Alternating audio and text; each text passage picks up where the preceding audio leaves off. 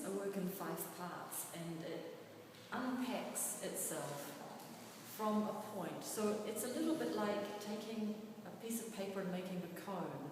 So from one perspective, the cone is a point, and we can find every possibility of an ellipse or circle within that cone, which is the basics of certain forms of geometry. And the show is a little bit like that. So it starts from a small painting which got translated into a half-tone dot image, which has been digitally printed and is on the ground here. And then the entire rest of the show can be found within the dot pattern that is on the ground. So it's taking that little dot pattern and imploding it in time and space.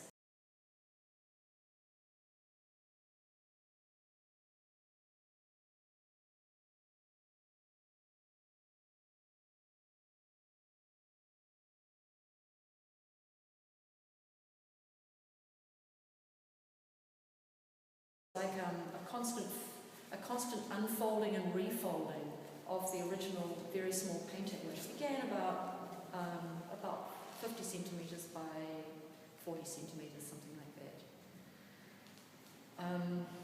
The idea of this kind of amplification of one beginning point is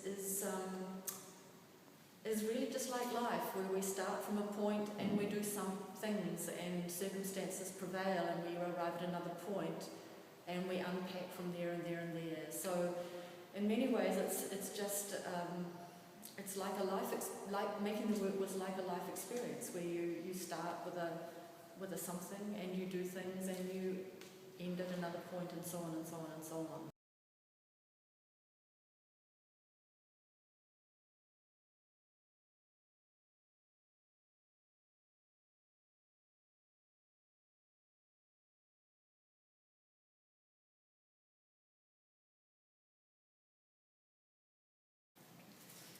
So when I begin to make these three-dimensional works, I really just work with pieces of paper like this. I twist them and attempt to find forms that have really interesting complications between the image on the surface and the form that I'm constructing. So I'm looking for forms that will, when people move around them, will create kind of infinite complexity of new juxtapositions of the image on the surface.